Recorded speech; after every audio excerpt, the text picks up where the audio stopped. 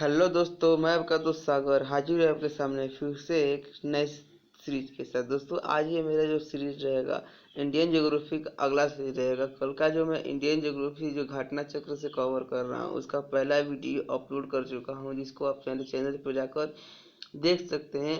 और उस वीडियो में मैं दोस्तों भारत के सीमावर्ती देशों तक हम लोग पहुंच चुके थे, लेकिन आज से हम लोग क्या करेंगे, पर्वत और चोटियों को कवर करेंगे। तो दोस्तों समय को बर्बाद ना करते हुए हम लोग आगे बढ़ते हैं। तो पहला हमारा क्वेश्चन ये रहेगा दोस्तों कि हिमालय की रचना समानांतर वलय श्रेणियों से हुई है, इसमें सबसे प्राचीनतम श्रेणी कौन सी है।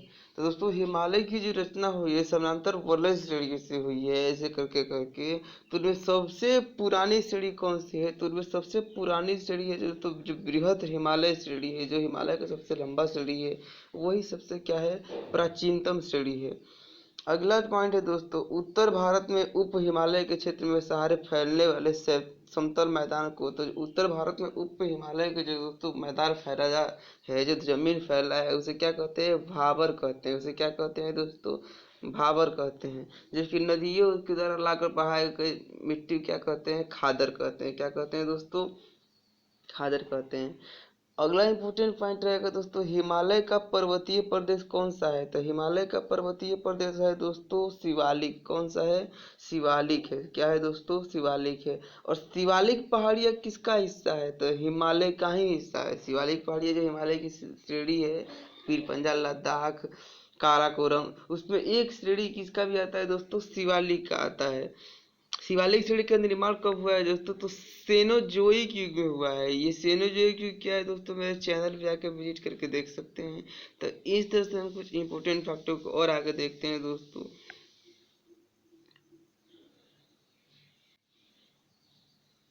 अगला इंपॉर्टेंट पॉइंट है दोस्तों, शिवालिक श्रेणियों की ऊंचाई कितना है। तो शिवालिक श्रेणियों की जो ऊंचाई है लगभग 850 मीटर से 1200 मीटर के मध्य है। कितना है दोस्तों, 850 मीटर से 1200 मीटर के मध्य है। अगला जो इंपॉर्टेंट क्वेश्चन रहेगा दोस्तों, शिवालिक शैल समूह भाबर क्षेत्र के उदाहरण है। शिवालिक शैल समूह दक्षिण में भाबर क्षेत्र उदाहरण है। ये किसका, ये तो स्थिति कहाँ है दोस्तों इनकी, तो ये गिरिपथ की स्थिति का है। ये किसका स्थिति का है, गिरकत का पद की स्थिति का है। अगला जो क्वेश्चन रहेगा दोस्तों, उत्तराखंड, उत्तर प्रदेश, सिक्किम एवं हिमाचल प्रदेश में हिमालय का पर्वत श्रेणी हिस्सा नहीं है। तो इसमें उत्तराखंड में भी दोस्तों पाया जाता है, सिक्किम में भी पाया जाएगा, हिमाचल में भी पाया जाएगा। और जाहिर सी बात है दोस्तों, उत्तर प्रदेश में से कोई यूपी में हिमालय की श्रेणी नहीं पाई जाती है। दोस्तों अगले पॉइंट की ओर, अगला जो पॉइंट रहेगा दोस्तों, लघु हिमालय कहाँ स्थित है। तो लघु हिमालय हमारा दोस्तों शिवालिक और महान हिमालय के मध्य में स्थित है। लघु हिमालय कहाँ स्थित है दोस्तों, शिवालिक और महान हिमालय के मध्य है। अगला पॉइंट रहेगा, पश्चिमी भाग में हिमालय की श्रेणियों का दक्षिण से उत्तर की ओर सही क्रम क्या है। अगर बात करते हैं हिमालय की जो श्रेणी है ऐसे करके ऐसे, तो ये दोस्तों भाग होता है पश्चिम और ये होता है पूरब। तो ये जो क्वेश्चन कर रहे हैं दोस्तों, पश्चिमी भाग में हिमालय की श्रेणियों का दक्षिण से उत्तर, यानी दक्षिण से उत्तर सही क्रम क्या है। तो सबसे नीचे जो श्रेणी पाई जाती है दोस्तों, वो पाई जाती है शिवालिक, लघु हिमालय, महान हिमालय। तीन श्रेणियां हैं, शिवालिक, लघु हिमालय, महान हिमालय। तो महान हिमालय सबसे ऊपर है और लघु हिमालय नीचे है। उसके नीचे क्या है दोस्तों, शिवालिक, जिसे हम लोग शॉर्ट टर्म एमएलएस से याद कर सकते हैं। तो सबसे नीचे क्या आएगा दोस्तों, दक्षिण में शिवालिक, तब लघु हिमालय, तब महान हिमालय। अगला पॉइंट रहेगा दोस्तों, सबसे नवीन पर्वत श्रेणी कौन सी है। तो शिवालिक है, जिसका युग किस युग में होता है दोस्तों, सेनोजोइक युग में इसका निर्माण होता है। और यही सबसे नवीन पर्वत श्रेणी है। भारत में, दक्षिण भारत में नवीनतम चट्टान प्रणाली कौन सी है, तो गोंडवाना लैंड में हमारा एशिया पाया जाता है। तो इसलिए दक्षिण भारत में नवीनतम चट्टान प्रणाली कौन सा है, गोंडवाना है। और अगला इंपॉर्टेंट क्वेश्चन रहेगा दोस्तों, उच्चावच आकृतियों का दक्षिण से उत्तर की ओर बढ़ते क्रम। उच्चावच आकृतियों मतलब जो उच्चावच जैसे जैसे बढ़ते हुए, तो दक्षिण से उत्तर की तरफ बढ़ते हुए सही क्रम कौन सा है। तो पहले धौलाधर, जास्कर, लद्दाख और काराकोरम।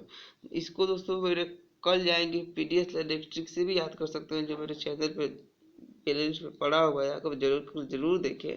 तो ये जो क्वेश्चन कर रहा है दोस्तों, उच्चावच की आकृतियों का दक्षिण की ओर से उत्तर की ओर बढ़ते हुए सही क्रम क्या है? तो सबसे नीचे धौलाधर पाया जाएगा, जास्कर, लद्दाख और काराकोरम। और यही कह दे दोस्तों उत्तर से दक्षिण की ओर तो काराकोरम, लद्दाख और जास्कर। आपको इसमें कंफ्यूज नहीं होना है।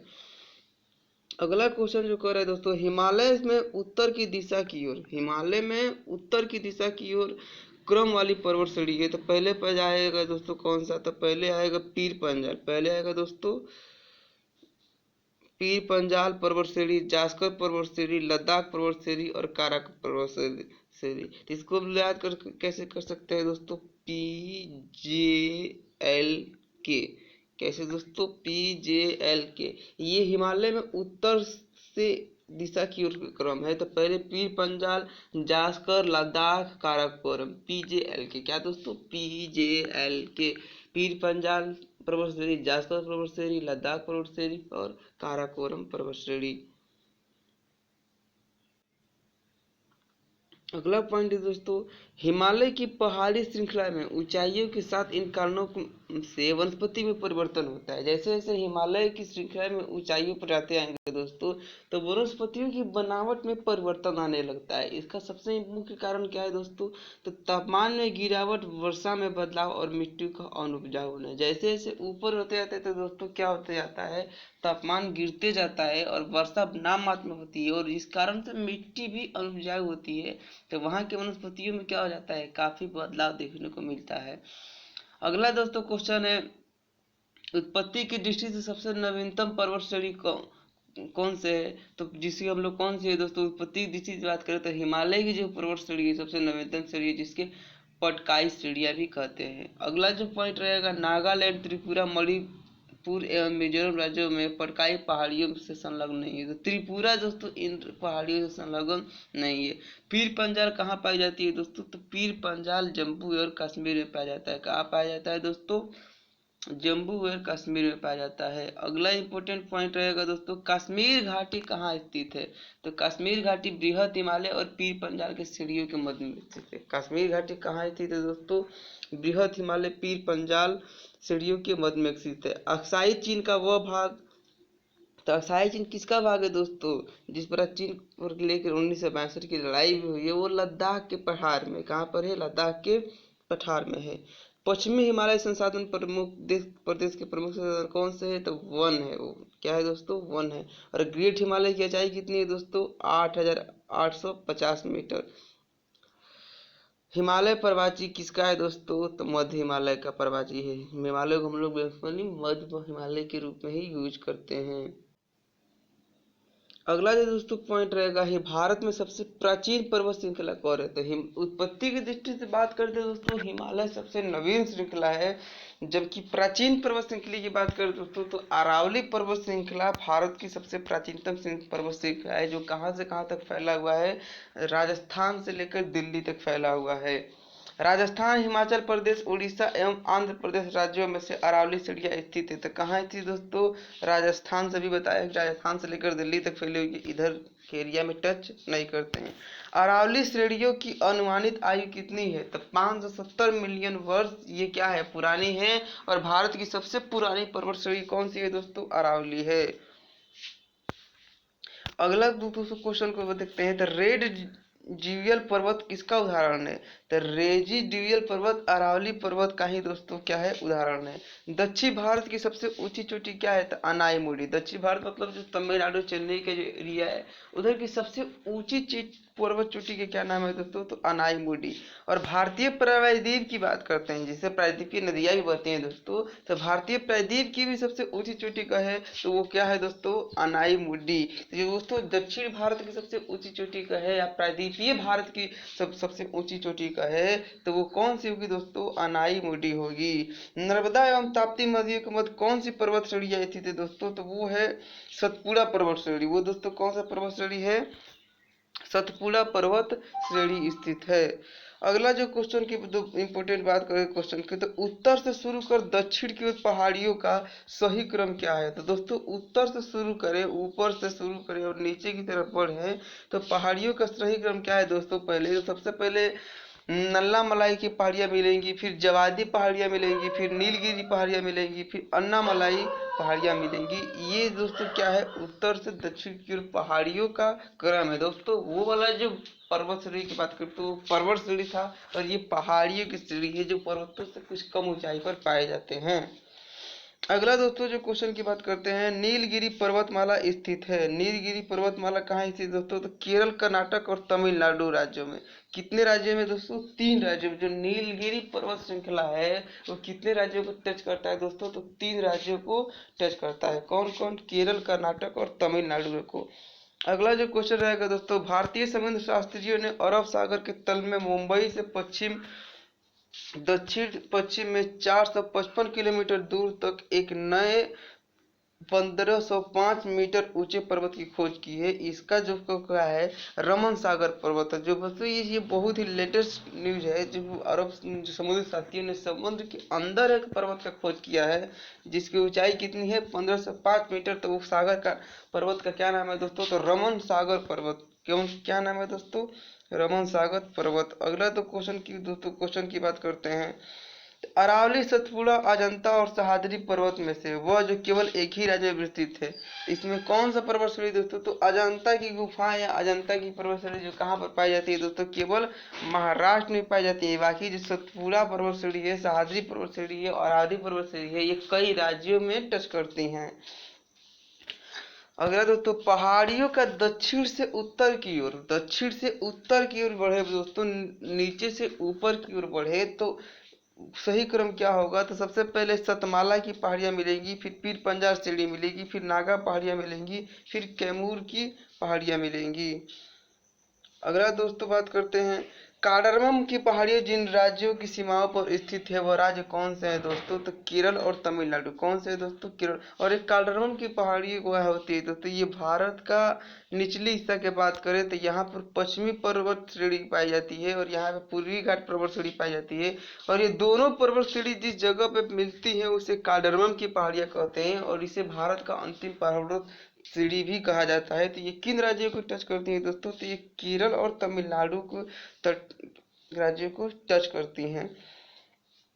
सेवराय पहाड़ियाँ कहाँ स्थित है दोस्तों? तो ये तमिलनाडु में है। ये कहाँ पर है दोस्तों? तमिलनाडु में है। अगला दोस्तों बात करते हैं, बालाघाट श्रेणी, हरित तंथली, मांडव पहाड़ी तथा सतमाला पहाड़ियों में जो को है, तो उसमें कौन सा जो श्रेणी जो महाराष्ट्र में नहीं स्थित है दोस्तों? तो मांडव की पहाड़ियाँ ये केरल में स्थित है, ये महाराष्ट्र में स्थित नहीं है। अगला दोस्तों कुछ कुछ इंपोर्टेंट कॉलम है, जैसे महादेव की पहाड़ियाँ कहाँ स्थित है दोस्तों? मध्य भारत में। मीका की पहाड़ियाँ कहाँ स्थित है दोस्तों? पूर्वोत्तर भारत में। महादेव की पहाड़ियाँ के किस भाग का है ये? तो सतपुड़ा पर्वत श्रेणी का भाग ही है, जो कौन सा है? महादेव पहाड़ियाँ है। धूपगढ़ चोटी कहाँ स्थित है दोस्तों? तो सतपुड़ा रेंज में स्थित है। ये कहाँ स्थित है दोस्तों? सतपुड़ा रेंज में स्थित है। और रामगिरी पहाड़ियाँ किसकी भाग है? तो पूर्वी घाट या महेंद्र पर्वत का। पूर्वी घाट या महेंद्र पर्वत का ये इस भाग है।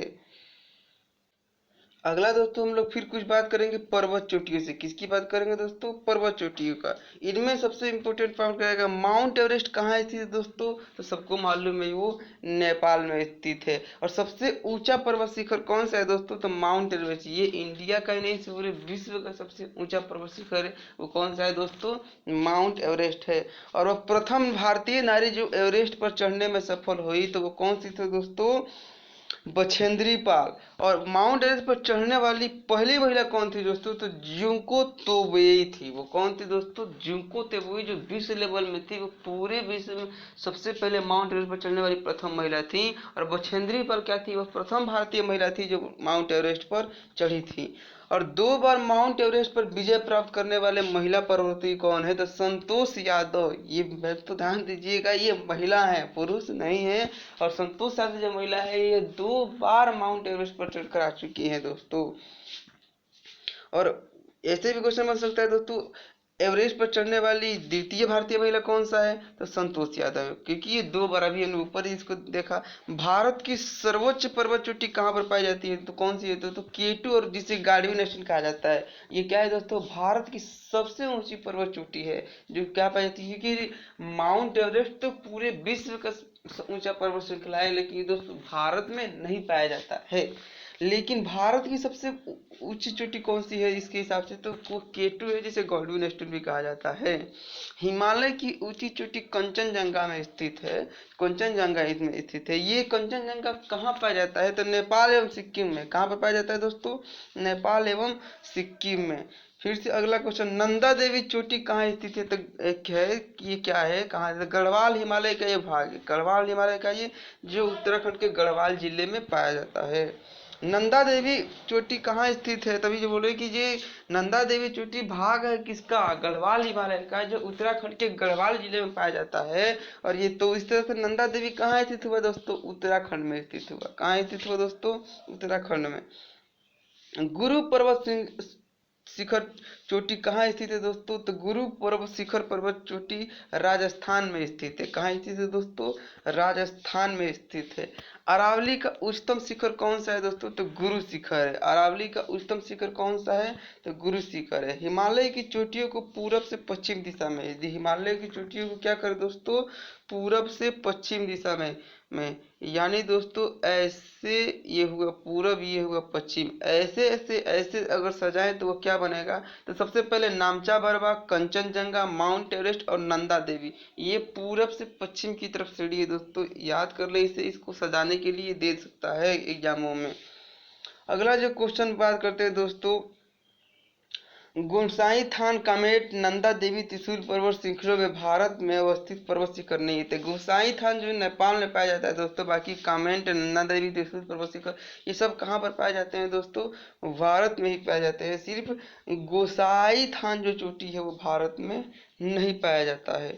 अगला दोस्तों बात करते हैं, यहाँ से हम कुछ घाटियों की बात करते हैं दोस्तों। किसकी बात करते हैं, घाटियों की बात करते हैं। तो कुल्लू घाटी यार जिन सीढ़ियों में स्थित है, वो कहाँ की सीढ़ी है दोस्तों, धौलाधर और पीर पर्दा, वो कहाँ पर है, धौलाधर और पीर पर्दा सीढ़ी में क्या घाटी स्थित है दोस्तों, कुल्लू घाटी स्थित है। और घाटियां क्या होती है दोस्तों, दो पर्वतों के बीच, दो पर्वतों के बीच का जो खाली स्थान पाया जाता है, जहाँ पर राष्ट्रीय और जल जीवन व्याप्त होने लगता है, इसी चीज को क्या कहते हैं दोस्तों, घाटियां कहते हैं। अगला दोस्तों जो कुछ घाटियों का मिलन है, तो मूर्खा घाटी कहाँ स्थित है दोस्तों, तो ये जम्मू और कश्मीर में स्थित है। जीकू घाटी कहाँ स्थित है दोस्तों, तो ये नागालैंड में स्थित है। सांगला घाटी कहाँ स्थित है दोस्तों, तो हिमाचल प्रदेश में स्थित है। युथांग घाटी कहाँ स्थित है, सिक्किम में स्थित है दोस्तों। अगला दोस्तों धन्यवाद, अगले वीडियो पर हम लोग